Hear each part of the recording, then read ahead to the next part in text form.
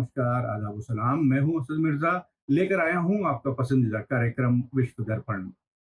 आज के प्रोग्राम में हम बात करेंगे फ़िनलैंड और स्वीडन के नाटो को जॉइन करने के बारे में। लेकिन उससे पहले हम आपसे गुज़ारिश करेंगे कि अगर आपने हमारा चैनल मीडिया स्टार वर्ल्ड अभी तक सब्सक्राइब नहीं किया है, तो उसे फ़ौरन सब्सक्राइब करें और साथ ही बेल का बटन दबाना ना भूलें, जिससे कि हमारे वीडियो जैसे ही यूट्यूब पर अपलोड हों, वो फ़ौरन आपके इनबॉक्स तक पहुँच जाएँ। तो आइए अब बात करते हैं फ़िनलैंड और स्वीडन की। और ये जानने की कोशिश करते हैं कि आखिर क्या वजह है कि फ़िनलैंड और स्वीडन ने 30 साल के नॉन अलाइनमेंट या गैर वाबस्तगी के बाद अब एक नई पॉलिसी अपनाने की कोशिश की है और वो दोनों ही मुल्क नाटो के मेंबर बनना चाह रहे हैं। हम ये जानने की कोशिश करेंगे कि इसके पीछे क्या वजूहात हैं और साथ ही साथ हम इस बारे में अमेरिका, रूस और चीन के स्टैंड या मौक़िफ़ की भी बात करेंगे और आखिर में ये बताने की भी कोशिश करेंगे कि इस सब डेवलपमेंट से रूस और यूक्रेन में गुज़िश्ता 80 दिनों से जारी जंग के ऊपर क्या असर पड़ेगा। तो आइए अब बात करते हैं सबसे पहले फ़िनलैंड की। गुज़िश्ता इतवार यानी 15 मई को हेलसिंकी के प्रेसिडेंशियल पैलेस में फ़िनलैंड हुकूमत ने ये ऐलान किया कि हुकूमत ने ये फैसला किया है कि अब फ़िनलैंड नाटो का एक मेंबर मुल्क बन जाएगा। इस तरीके से गुज़िश्ता 30 साल से जिस तरीके से फ़िनलैंड एक नॉन अलाइन्ड या गैर वाबस्ता मुल्क के तौर के ऊपर स्कैंडिनेविया में मौजूद था, वो चीज़ अब ख़त्म हो जाएगी। हेलसिंकी में प्रेसिडेंशियल पैलेस में मीडिया से खिताब करते हुए फ़िनलैंड के प्रेसिडेंट सॉली निनिस्टो और वहाँ के प्राइम मिनिस्टर सना मारिन ने इस दिन को एक तारीखी दिन करार दिया और साथ ही साथ ये कहा कि ये दिन तारीख को बदलने वाला एक दिन साबित होगा। हम आपको यहाँ बता दें कि फ़िनलैंड के साथ ही साथ स्वीडन भी नाटो का मेंबर बनने का ख्वाह है और जल्द ही वहाँ की पार्लियामेंट भी इस बारे में एक बिल अप्रूव करने वाली है। कल यानी कि 16 मई को फ़िनलैंड की पार्लियामेंट ने मजबूरी तौर पर एक अक्सरियत के साथ एक बिल को मंजूरी दी, जिसके ज़रिए फ़िनलैंड अब नाटो को अपनी मेंबरशिप के लिए आज यानी 17 मई को एप्लीकेशन देगा और हो सकता है कि आज ही स्वीडन भी नाटो को नाटो मेंबरशिप के लिए एप्लीकेशन दे दे। आइए अब ये जानने की कोशिश करते हैं कि ये दोनों मुल्क आखिरकार क्यों इतने बज़िद हैं और वो भी ऐसे वक्त में जबकि रूस और यूक्रेन जंग जारी है कि वो नाटो का मेंबर बनना चाहते हैं, जबकि गुज़िश्ता 30 सालों के दौरान इन दोनों मुल्कों ने एक नॉन अलाइन्ड कंट्री के तौर पर नाटो और दूसरे मिलिट्री अलायंसेस से बहुत दूरी बनाए रखी थी। साथ ही साथ उनका फोकस अपने मुल्क की तरक्की और इलाके की मुख्तलिफ दूसरे स्कैंडिनेवियन कंट्रीज और अपने हमसाया रूस के साथ ताल्लुकात इस्तवार और बेहतर करने के लिए कोशा रहते थे।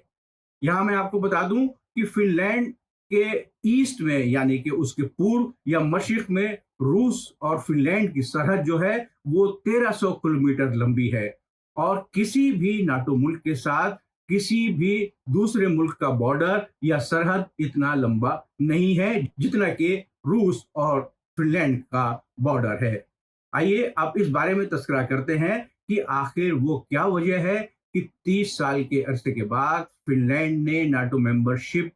के लिए अपनी रजामंदी का इजहार किया है, जबकि अमेरिका और दूसरे मुख्तलिफ मगरबी या यूरोपीय ममालिक फ़िनलैंड, स्वीडन और दीगर स्कैंडिनेवियन कंट्रीज के ऊपर लगातार ये दबाव बनाए हुए थे कि वो लोग भी नाटो में शामिल हो जाएं। दरअसल हालिया दिनों में जिस तरीके से एक पूरा जंग का माहौल यूरोप में पैदा किया गया है मीडिया के ज़रिए, मीडिया की खबरों के ज़रिए और ऐसे बयानात के ज़रिए कि रूस या तो यूरोप को ख़त्म करेगा या यूरोप और अमेरिका मिलकर रूस को ख़त्म कर देंगे, तो उस वजह से वहाँ पर मौजूद छोटे मुल्कों के दरमियान ये तशवीश बढ़ती जा रही है कि उन्हें भी अपनी दिफा या डिफेंस के बारे में कोई मौसर इक़दामात या स्ट्रेटजी अपनाने की सख्त ज़रूरत है। और इसी के तईं फ़िनलैंड और स्वीडन ने आखिरकार ये फैसला किया है कि वो नाटो की मेंबरशिप इख्तियार करेंगे, जिससे कि नाटो उनकी डिफेंस के बारे में उनको पूरी तरीके से सपोर्ट कर सके। जबकि इससे पहले माजी में अमेरिका, ब्रिटेन और दूसरे यूरोपियन कंट्रीज ने मुतअद्दिद मरतबा ये कहा है इन दोनों मुल्कों से, यानी कि फिनलैंड और स्वीडन से, कि अगर उनके ऊपर कोई हमला रूस की जानिब से होता है या अगर उन्हें रूस से कोई खतरा होता है तो वो लोग मौजूद हैं उसकी हिफाजत करने के लिए। लेकिन जैसा कि आपने देखा कि जिस तरीके से यूक्रेन को अमेरिका, नाटो और दूसरे यूरोपियन कंट्रीज ने ये एश्योरेंस दिया था, ये भरोसा दिलाया था कि हम तुम्हारे साथ खड़े हैं अगर रूस तुम पर हमला करता है, लेकिन जंग के 82 दिन के बाद भी अभी तक कोई भी नाटो फौज या नाटो फौजी यूक्रेन नहीं पहुंचा है। तो इससे साफ जाहिर है कि ये सारा सिर्फ जबानी जमा खर्च है और इसका असल मकसद ये है कि किस तरह नाटो का इन्फ्लुएंस स्फीयर जो है वो बढ़ाया जाए, ताकि नाटो के स्फीयर ऑफ इन्फ्लुएंस बढ़ाने से आप रूस को ये मैसेज दे सकें कि रूस अपने आप को खुद खतरे में महसूस करे। यहाँ पर इस बात का तस्करा भी जरूरी है कि गुज़िश्ता हफ्ते यानी 14 मई को फिनलैंड के प्रेसिडेंट सॉली निनित्सो और रूस के प्रेसिडेंट व्लादिमीर पुतिन के दरमियान फोन पर बातचीत हुई थी और व्लादिमीर पुतिन ने इस बातचीत में फिनलैंड के इस फैसले को बहुत गलत करार दिया था। जराये के मुताबिक ये बातचीत बहुत ही पुरसुकून अंदाज में हुई, लेकिन दोनों हरीफ अपने अपने स्टैंड के ऊपर अड़े रहे और उसमें कोई भी तब्दीली लाने का उन्होंने कोई इशारा नहीं दिया। जबकि रूस का कहना था कि फिनलैंड को रूस से कोई खतरा नहीं है और उसे रूस से डरने की कोई जरूरत नहीं है। लेकिन तारीख खुद गवाह है इस बात की कि 1917 में रूस से आजादी पाने के बाद फिनलैंड 2 मरतबा रूस से लड़ाइयां लड़ चुका है, जिसके नतीजे में उसका कुल रकबे का 10% हिस्सा अभी भी रूस के कब्जे में है और फिनलैंड को यही खतरा है कि अगर रूस की जारियत इसी तरीके से बढ़ती रही तो वो दिन दूर नहीं है कि हो सकता है रूस फिनलैंड के ऊपर यूक्रेन की तरह अपने कब्जे का दावा पेश कर दे। साथ ही साथ यहाँ पर ये बात जानना भी जरूरी है कि आखिरकार क्यों रूस फिनलैंड और स्वीडन दोनों मुल्कों को नाटो का मेंबर नहीं बनने देना चाहता। इसकी सबसे बड़ी वजह यह है कि रूस को खतरा है कि अगर फिनलैंड और स्वीडन नाटो के मेंबर बन जाते हैं तो फिर नाटो अफवाज या नाटो मिलिट्री रूस से बहुत करीब पहुंच चुके होंगे, क्योंकि फिनलैंड से रूस की दूसरी सबसे बड़े शहर सेंट पीटर्सबर्ग की दूरी महज 170 किलोमीटर है और अगर फिनलैंड में नाटो के तैयारे, नाटो के आईसीबीएम्स या नाटो के मिसाइल सिस्टम्स नष्ट कर दिए जाते हैं तो फिर उनकी जद में रूस का दूसरा सबसे बड़ा शहर बआसानी आ सकेगा। तो रूस अपनी दिफा की वजह से ये नहीं चाहता है कि किसी भी तरीके से फिनलैंड और स्वीडन नाटो मेंबरशिप इख्तियार कर सकें। चीन ने अभी तक इस मसले पर सरकारी तौर पर किसी भी रद्द अमल का इजहार नहीं किया है, लेकिन चाइना इंस्टीट्यूट ऑफ स्टडीज के डायरेक्टर ली चिनक्यू का कहना है कि जिस तरीके से रूस ने यूक्रेन पर हमला किया उसने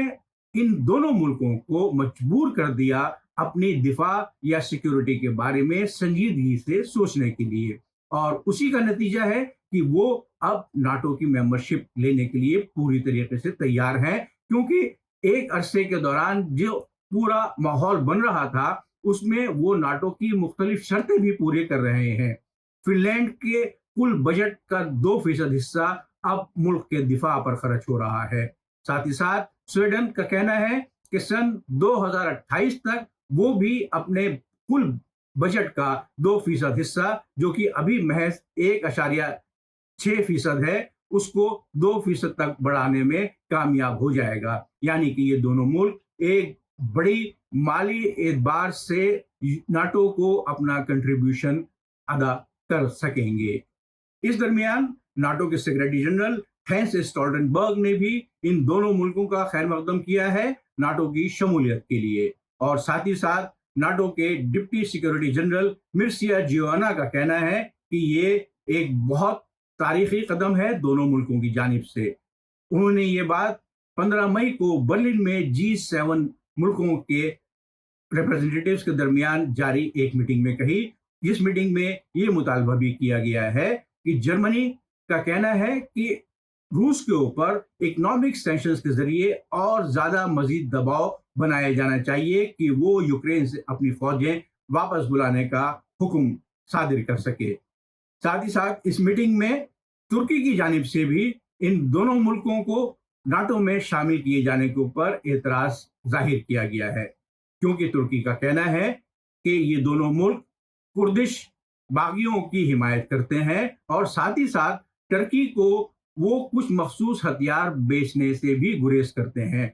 टर्की का कहना है कि जब तक ये दोनों मुल्क कुर्दिश बागियों की हिमायत करना बंद नहीं करेंगे और साथ ही साथ इस बात का ऐलान नहीं करेंगे कि उनके यहाँ बनाए गए हथियारों की सप्लाई अब तुर्की को हो सकेगी, तब तक वो इस बात की मज़ाहमत करता रहेगा। लेकिन मजमूई तौर पर वो इन दोनों मुल्कों के इस फैसले से रजामंद जाहिर नजर आता है। आखिर में हम यही कह सकते हैं कि ये सब चीजें जो कि यूक्रेन की नाटो मेंबरशिप के जरिए शुरू हुई थी और अब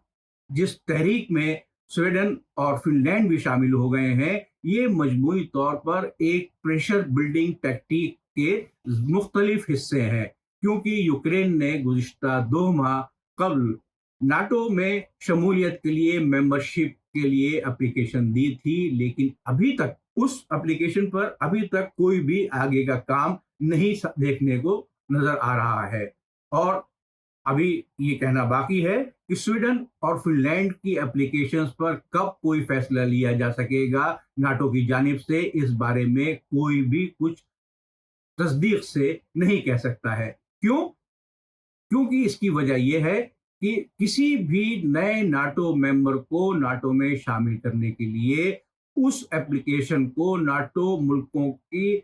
हर मेंबर के पार्लियामेंट में उस एप्लीकेशन का अप्रूवल होना चाहिए। तो ये एक पूरा लंबा प्रोसेस या लंबा मरहला है। इसमें कितना वक्त लग सकता है, 1 साल 2 साल, ये कोई नहीं जानता। लेकिन इस दरमियान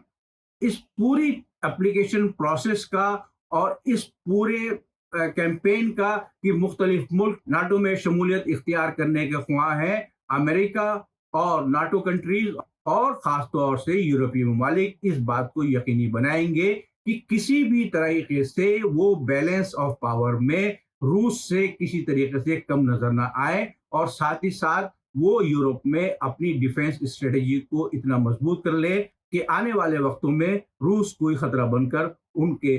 सरों पर नहीं मंडलाता रहे। और अभी जिस तरीके से व्लादिमीर पुतिन ने फिनलैंड और स्वीडन के इस एप्लीकेशन को नेचुरल बाउंड्रीज को दोबारा से तकसीम करना या दोबारा से बनाने से तस्बीह दी है, वो प्रोसेस एक तरीके से रुक जाए। उम्मीद है आपको हमारा आज का प्रोग्राम पसंद आया होगा। कमेंट बॉक्स के जरिए हमें अपनी राय से जरूर नवाजें। अगले हफ्ते आपसे फिर मुलाकात होगी। खुदा हाफिज, जय हिंद। मीडिया स्टार वर्ल्ड के और वीडियो देखने के लिए हमारे चैनल को सब्सक्राइब करें और सीधे नोटिफिकेशन पाने के लिए बेल आइकन दबाएं। और अगर हमारी खबर सच्ची और अच्छी लगे तो अपने व्हाट्सएप, इंस्टाग्राम, फेसबुक और ट्विटर अकाउंट पर जरूर शेयर करें।